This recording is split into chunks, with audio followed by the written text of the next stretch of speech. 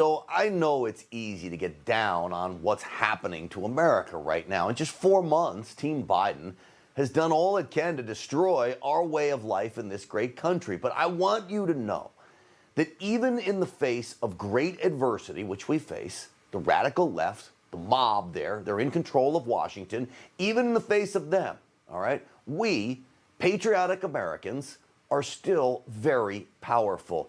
And you folks have strong conservative warriors fighting with every ounce of energy they have to protect this nation from falling to Joe Biden's communism. President Trump and his allies are. We are here at Newsmax, okay? I do have faith that we will ultimately prevail, but we need you. Everyday Americans can and will make the difference, and we already are, folks. The ouster of the nasty queen of the Republican establishment is gone because of all of you, your pressure. President, do you feel betrayed by today's vote? I do not. I think that it is an indication of where the Republican Party is, and I think that the party is in a place that we've got to bring it back from. You see how delusional she is? Her ousting is the first step in moving our party forward. We need unity, not vengeance, which is what bitter Liz Cheney apparently is plotting for the midterms and clearly for the next presidential election.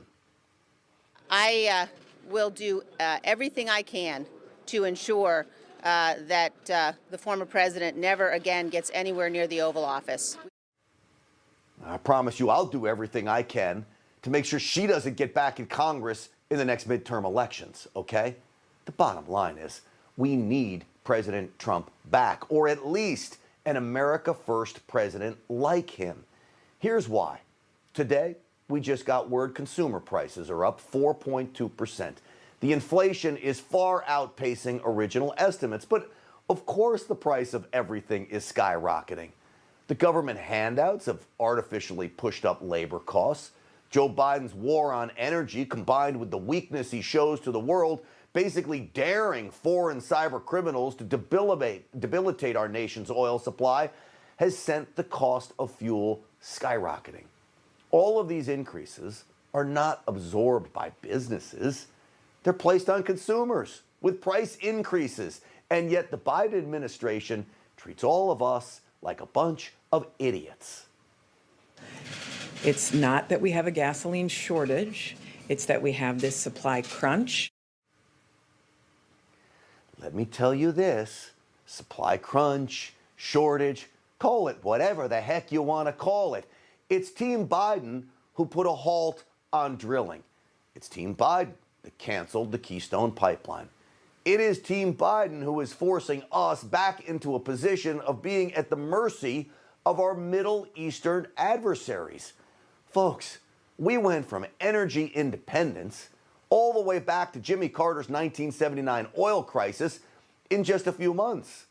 $1,200 stimulus payouts will not nearly make up for the hit most Americans will take at the pump, at the grocery store, even at the mall.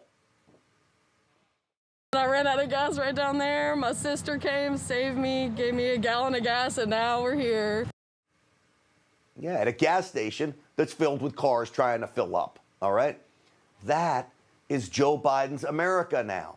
And sadly, it's Joe Biden's Israel too. Under President Trump, Hamas would not dare launch more than 1,300 rockets into Israel over the past few days. It is a terror attack that would never have been tolerated under the previous administration. Though this White House did condemn what even it admitted to be terror attacks. I'm surprised it condemned it, really. It even backed up Israel's, quote, right to defend itself. Another surprise, really. But I look at all of that as just talk, because this one line explains why terrorists are now emboldened with Joe Biden as America's president. We also stand against extremism that has inflicted violence on both communities. Both communities, she says. You see, Team Biden wants to play both sides. The Palestinians, Hamas, have been the aggressors. The Israelis have gone out of their way to avoid civilian casualties for decades, mind you. There is only extremism on one side, and it is not the Israelis. But talk like that from the Biden administration is code for have at it, Hamas. America is standing down. That is why, folks, it is more important than ever for the GOP to be the ones to stand up for America. Today's ousting of Liz Cheney is the first step. But now, wait till you hear this, 100 former so-called Republicans are threatening to start a third party if the current GOP doesn't distance itself from President Trump. Can you say Lincoln Project all over again? So this group of 100 Republicans, tomorrow we are going to come out and we're going to say we will no longer stand for it. We are going to issue a call for American renewal. This is more than just a statement we're issuing tomorrow. We are committed to actually taking action, namely defending the good Republicans that are out there, the Liz Cheneys, the Mitt Romneys, the Adam Kinzingers, but also opposing the radicals out there in the party. This Miles Taylor is a no-name member of the Trump administration. Apparently, the president doesn't even remember who he is. You know what he's doing here? He's going down the road of the Lincoln Project. This is a money play. He's going to appeal for funds so all his buddies can get rich. And by the way, they're not Republicans. They never have been. You name Mitt Romney and Adam Kinzinger. Give me a break. Have at your stupid party. You won't get anywhere with it.